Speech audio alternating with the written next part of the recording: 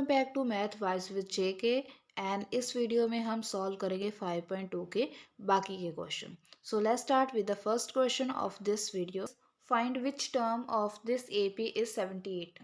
तो इस एपी में 78 कौन सी टर्म होगी we don't know, just let it be a n.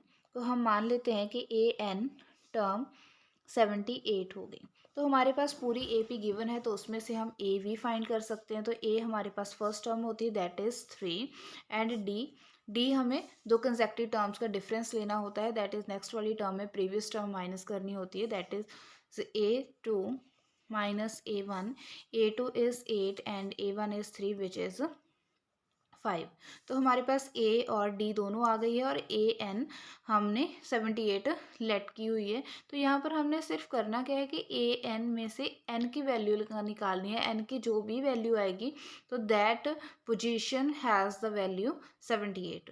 तो यहाँ पर ए एन हमारे पास है जो हमने माना हुआ है। तो ए एन का फॉर्मूला लगा दो सिंपल। ए एन का फॉर्मूला होता है A plus N minus 1 D is equal to 78। A हमारे पास 3 है, एन हमें पता करनी है तो इसे ऐसे ही रहने देते हैं, और डी हमारे पास 5 है is equal to 78। 3 is multiply on left hand side तो दूसरी तरफ जाकर जे माइनस हो जाएगी that is n minus 1 into 5 is equal to 78 minus 3 which is 75। तो 5 इज multiplied on left hand side and दूसरी तरफ जाकर ये डिवाइड करेगी 75 को तो हमारे पास काट कर आ जाएगा 15। So n minus 1 is equal to 15। तो n की वैल्यू आ जाएगी हमारे पास 1 दूसरी साइड जाके प्लस हो जाएगा तो n इज 16। सो n की वैल्यू 16 आई है दैट मीन्स हमारे पास ए एन जो हमने मानी थी कि 78 होगी, तो जो हमारे से पूछा गया था कि कौन सी टर्म होगी तो एन की वैल्यू हमारे पास 16 आई है। दैट मीन्स ए एन की प्लेस पर हम 16 पुट करेंगे। सो ए 16 will be 78।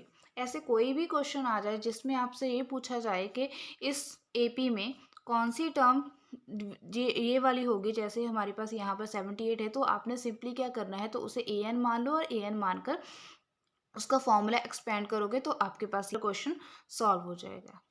Now move to next question. Find the number of terms of this AP. तो आपको एक एपी गिवन है तो उसमें से आपने नंबर ऑफ टर्म्स निकालनी है दैट मीन्स टोटल कितनी टर्म्स हैं इस एपी में। तो हमने एन फाइंड करनी है। तो पहले तो हमें ये पता होना चाहिए कि क्वेश्चन में हमने फाइंड क्या करना है। तो उन्होंने नंबर ऑफ टर्म्स बोला है दैट मीन्स एन हमने फाइंड करनी है। तो एन फाइंड करने के लिए पहले आपके पास जो भी गिवन डाटा है तो उसको आप पहले लिख लेंगे। तो यहाँ पर हमारे पास ए है 7 एंड डी हमें पता है कि सेकंड टर्म में फर्स्ट टर्म माइनस करके निकाल सकते। वैसे आप कोई भी कंसेक्टिव टर्म्स ले लो तो उनका डिफरेंस लोगे तो वो आपके पास डी आ जाएगा। 13 minus 7 which is equal to 6। और लास्ट हमारे पास 205 गिवन है तो 205 हमारे पास ए एन होगी दैट मीन्स लास्ट टर्म होती है। तो 205 हमने वो भी लिख लिया। एन फाइंड करनी है तो यहाँ पर हमारे पास ए एन है तो ए एन का हम फॉर्मूला लगाएंगे A plus N minus 1 D is equal to 205। तो ए और डी तो हमने पहले से ही लिखी हुई है तो उसको हमने यहाँ पर पुट करना है। तो A is 7 and N minus 1 D is 6 is equal to 205। तो 7 यहाँ पर प्लस है तो दूसरी साइड जाकर ये 7 माइनस हो जाएगा। So which is n minus 1 6 is equal to 205 में से 7 माइनस करेंगे तो यहाँ पर हमारे पास आ जाएगा 198। तो n minus 1 is equal to 6 यहाँ पर मल्टीप्लाई है। वैसे तो आप 6 को पहले ब्रैकेट्स के साथ पूरी n के साथ 1 के साथ मल्टीप्लाई भी कर सकते हैं, और यहाँ पर इजी वे भी होता है कि मल्टीप्लाई करने से बेहतर है कि हम 6 को दूसरी साइड जाकर उसे डिवाइड कर लें। तो यहाँ पर हम इसे डिवाइड कर रहे हैं। 198 को 6 से अगर डिवाइड करते हैं तो यहाँ पर हमारे पास आ जाएगा 33। तो n माइनस 1 यहाँ पर हमारे पास आ गया 33 और n की वैल्यू आएगी 1। यहाँ पर अभी भी माइनस है तो वो दूसरी साइड जाकर प्लस हो जाएगा। So here we get n is equal to 34। तो हमने n ही फाइंड करनी है दैट मीन्स इस एपी में टोटल 34 टर्म्स होगी। तो ऐसे आपको कुछ भी पूछा जाए कि इस एपी में से कितनी टर्म्स होगी, तो वहाँ पर आपको लास्ट टर्म गिवन है, तो उसमें आप यही फॉर्मूला लगाकर फाइंड कर सकते। तो एक ही फॉर्मूला है, उसको ही घुमाए जा रहे हैं। कभी आपको डी बोल देंगे कि फाइंड करो, कभी आपको बोलेंगे नंबर ऑफ टर्म्स पता करो, कभी आपको बोल देंगे कि इसमें से लास्ट टर्म, जैसे हमने पहले क्वेश्चन किया है कि इस एपी में से ये वाली टर्म कौन सी होगी, तो आपने कुछ नहीं करना, आपने सिर्फ ए एन का फॉर्मूला लगाना है। Next question is check whether -150 is a term of this AP. ये थर्ड काइंड का क्वेश्चन आ गया कि आपको बोला गया है कि ये -150 इस एपी में प्रेजेंट है कि नहीं। तो आपने सिंपली क्या करना है, हम मान लेते हैं कि ये एपी में है, तो यहाँ पर हम लिख लेंगे कि nth टर्म होगी। हमें नहीं पता ये कौन सी पोजीशन पर होगा, तो हम मान लेते हैं कि ये nth पोजीशन पर होगा। तो यहाँ पर हमें AP से हम क्या क्या निकाल सकते हैं वो भी लिख लेते हैं। A is 11 and D is 8 minus 11 is equal to -3। तो AN हमने माना है, अगर ये वाली टर्म इस AP में प्रेजेंट है तो n हमारे पास नेचुरल नंबर आएगा। अगर n हमारे पास फ्रैक्शन में और माइनस में आता है, that means this term does not belong to this AP. तो यहाँ पर हमारे पास ए एन है, -150 हमने माना है, ये हमने लेट किया है। तो इसका फॉर्मूला लगाएंगे a plus N minus 1 D is equal to -150। तो ए की वैल्यू है 11, एन हमने फाइंड करना है, और डी की वैल्यू है -3 इज इक्वल टू -150। तो n minus 1 -3, 11 left hand side में प्लस है, तो दूसरी साइड जाकर ये माइनस हो जाएगा, and this will be -61 n minus 1 into -3। तो माइनस माइनस कैंसिल हो जाएंगे, दोनों साइड है। तो 3 हम अंदर मल्टीप्लाई कर लेते हैं, इज इक्वल टू 161। 3 यहाँ पर लेफ्ट हैंड साइड पर माइनस है, तो दूसरी साइड जाकर ये प्लस हो जाएंगे। 3n is equal to 161 plus 3 is 164। तो n को हम n फाइंड करनी है, तो 3 यहाँ पर मल्टीप्लाई है, तो दूसरी साइड पर जाकर ये वाला नंबर डिवाइड हो जाएगा। अब हम अगर इसे काटेंगे तो यहाँ पर आ जाएगा 15, 3 5 15 एंड 3 4 12 पॉइंट समथिंग। तो ये वाला वैल्यू जो है काट नहीं हो रही, दैट मीन्स फ्रैक्शंस में आ रहा है, पॉइंट्स में आ रहा है, दैट मीन्स हमारे पास n की वैल्यू नेचुरल नंबर नहीं आई है। That means -150, here we can write -150 is not present in this AP, present in this AP. Move to next question, which is find the 31st term of this AP whose 11th term is 38 and the 16th term is 73. तो हमारे पास उसने कुछ term दी है और एक 31st term जो है वो उन्होंने फाइंड करने के लिए बोली है। पहले तो जो गिवन है स्टेटमेंट में वो लिख लेते हैं।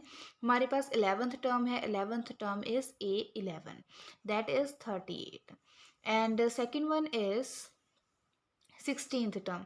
तो 16 टर्म भी हमारे पास गिवन है, तो 16 टर्म भी हम लिख लेते हैं।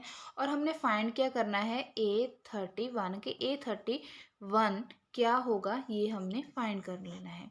तो हमारे पास जो गिवन है वो वाला हम डाटा यूज़ करेंगे एंड उसकी हेल्प के साथ हम फाइंड करेंगे A31 में कुछ नहीं, हमने जनरल टर्म का जो फॉर्मूला AN होता है वो हम अप्लाई करेंगे, और उसके लिए हमारे पास ए और डी चाहिए। और ए और डी कैसे मिलेंगे, वो इन दोनों टर्म्स को सॉल्व करके मिलेंगे।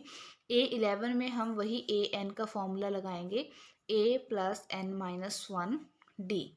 तो यहाँ पर हमारे पास n होता है, तो यहाँ पर n-1 उससे a कम आता है, तो आप पूरा फॉर्मूला भी लगा सकते हैं, और आप सिंपली लगा सकते हो कि A11 that means a plus, अगर 11 है तो यहाँ पर 10d आएगा विच इज़ इक्वल टू 38। ऐसे ही हमारे पास यहाँ पर आ जाएगा a प्लस 16 है, तो यहाँ पर 15 आ जाएगा, d is equal to 73।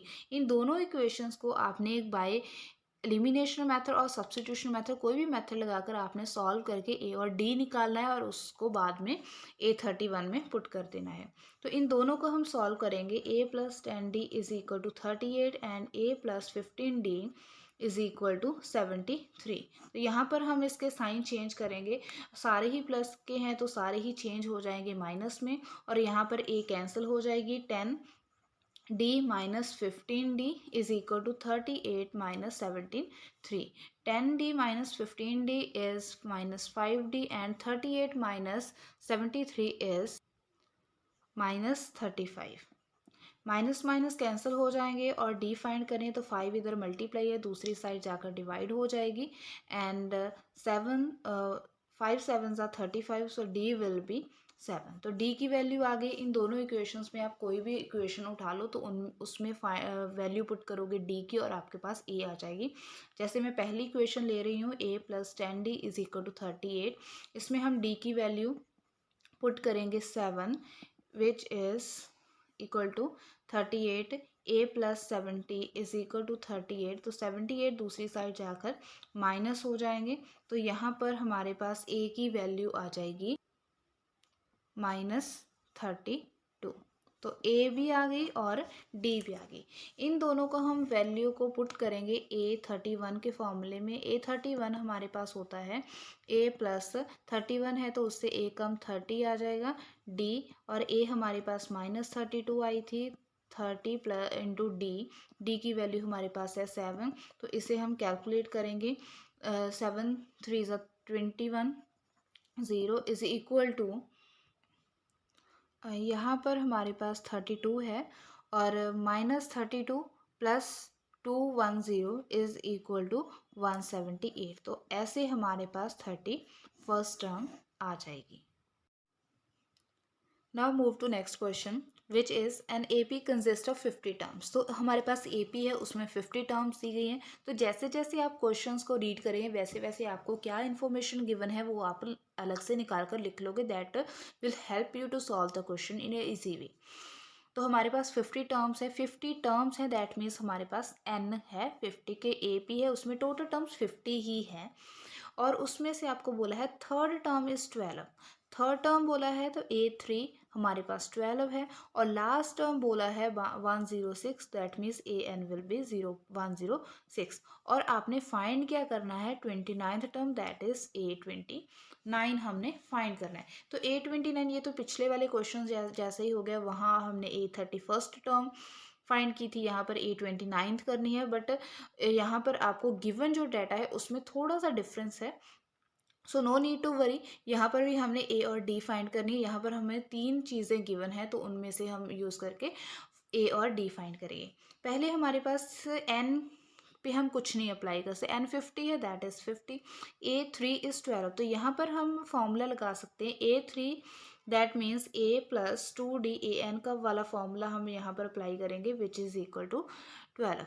And AN का फॉर्मूला भी लगा लेंगे. A plus n minus 1D is 106. और यहाँ पर हमारे पास n है 50 तो उसको हम इस वाली इक्वेशन में अप्लाई करेंगे. A plus 50 -1D is equal to 106 which is A plus 49D is equal to 106. और यहाँ पर हमारे पास दो इक्वेशंस आ गई, एक ये वाली एक दूसरे. दोनों को हम मार्क कर देंगे और दोनों को सॉल्व करके हम A और D की वैल्यू निकालेंगे. और ये आप दोनों में कोई भी फॉर्मूला लगा लो, सब्स्टिट्यूशन और एलिमिनेशन, तो कोई भी फॉर्मूला लगाकर आप सॉल्व कर सकते हो.